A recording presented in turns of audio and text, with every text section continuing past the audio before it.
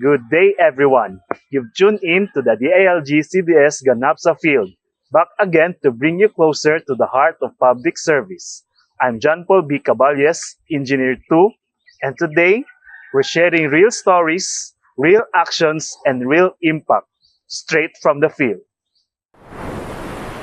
On February 23 to 26, 2026, the LTIA Provincial Awards Committee conducted on-site validation of 7 barangays across the province: Upper Pulacan, Labangan, Bogo Kapalaran, Bulave, Poblacion, Aurora, Buburay di Mataling, Ribocon, Dumalinaw, Benwatan, Dinas, and Poblacion, Margo sa Tubig, under their respective municipal categories.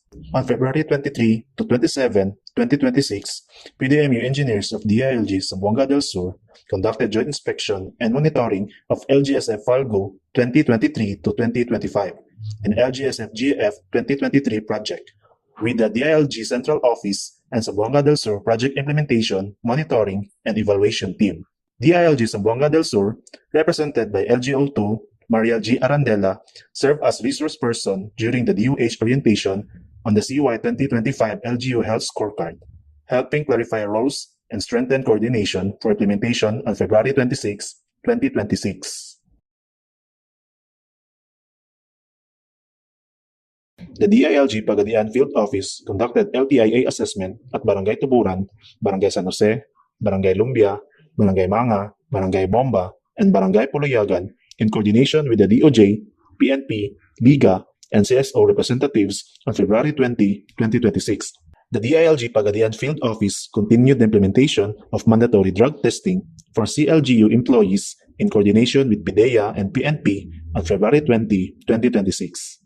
On February 23, 2026, the DILG Pagadian Field Office conducted LTIA assessment at Barangay Santa Maria, Barangay Makasing, and Barangay Kagawasan in coordination with the DOJ, PNP, Liga, and CSO representatives. The DILG Dumingal Field Office conducted an updating of Barangay Capacity Development Agenda in coordination with MPDO. The activity participated by 44 punong barangays and 44 barangay secretaries on February 25, 2026. On February 23, 2026, MLGOO Ethel Trabanos served as a facilitator in the formulation of the Barangay Solid Waste Management Plan with DNR-OMB and MENRO, attended by 44 punong barangays and their barangay secretaries. On February 23, 2026, MLGOO Catherine Herrera Atay attended and participated in the SLP Core Group meeting to review amendments to the implementation agreement, including adding bamboo handicraft making as a new livelihood option.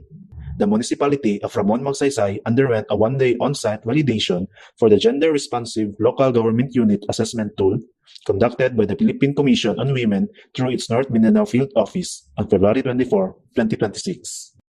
On February 20, 2026, the OIC MLGOO of Dinas met with the Barangay Secretaries Association of Dinas to provide updates and reinforce the timely submission of deliverables. On February 20, 2026, Police Corporal Odin and Police Master Sergeant Pigarido visited the DILG Dinas Field Office to discuss plans for barangay drug clearing. During the visit, updates were also provided on the status of one Sangguniang Kabataan in Dinas, and coordination was made regarding the LTIA means of verification of Barangay Takaran.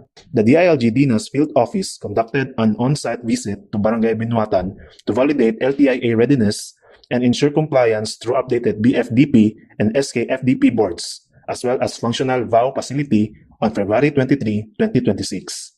On February 23, 2026, the DILG Dinas Field Office hosted courtesy and coordination meetings on Fire Prevention Month, the Grant FTAR for 9 Moro barangays, the proposed pleb office, and related proposals, followed by its first staff meeting to align systems and plans. On February 23 to 26, 2026, the LGUs of Aurora, Dimataling, San Miguel, Kumalarang, Vincenzo Sagun, Lakewood, and Suminot, together with DILG field offices, conducted joint inspection and monitoring of DILG programs. That's a glimpse of how Ganapsa Field showcases public service at its finest. Daghang salamat for watching, and we look forward to seeing you in our next episode, where we always zisur past the limit.